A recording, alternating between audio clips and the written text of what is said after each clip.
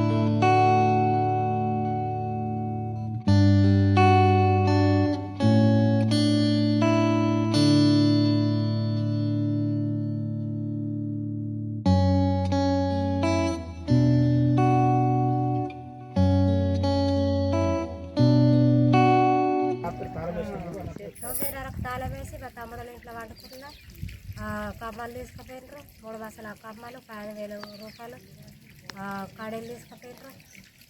మళ్ళీ మబ్బున 5కి లేసలకే తలుపు గొలుసు పెట్టింది చూసులకే పేరు ఉన్నది మొత్తం.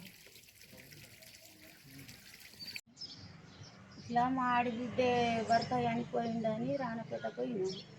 ఇక 3 వద్దులు పోయినాం. 3 వద్దులు పోయితే మరి ఇల్లు పోయి రావాలనగానే పొద్దుకొచ్చినాం. పొద్దుకొచ్చి మళ్ళీ కొంచెం కూర్చుండి పోయినాం. మళ్ళీ వచ్చేటోళ్ళకి ఇక తెల్లారి ఈ కవర్ తాళం బాలకు కొట్టిండ్రు అని ఏమేమి పోయినాయి? 2:30కు ఇది తప్పుడైంది. కానీ మాకు ఈ తలుపు తీయగానే కబర్స్ తప్పుడు అవుతుంది. కానీ నేను ఏమనుకున్నా మా ఎత్తల ఇంట్లో ఏమన్నా పడ్డాయేమో అని గిట్లా అనుకున్నాం. కానీ ఇక 3:30 అవుతుంది. బీరువా సప్పుడైంది. బీరువా సప్పుడు కాగానే నేనన్నా ఇట్లా దొంగలు ఏమో పడ్డట్లా అయిండ్రు.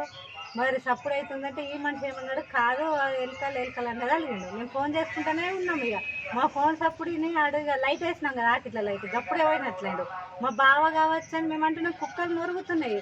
ఆల్రెడీ ఆడు పోతుండు గప్పుడే. ఇక ఏమేమి పోయినాయి? కాలు బీరువాల అన్ని పడేసి ఏం లేవు ఇక పోలేవు. అందులో ఏం పోలేవా? వస్తువులు ఉన్నట్లే ఉన్నాయి. ఎప్పటికప్పుడు వార్తలను వీక్షించేందుకు Q9 న్యూస్ ని సబ్స్క్రైబ్ చేసుకోండి, లైక్ చేయండి, షేర్ చేయండి. విలువైన సమాచారాన్ని ముందుగా మీరే తెలుసుకునేందుకు బెల్ బటన్ ని క్లిక్ చేయండి.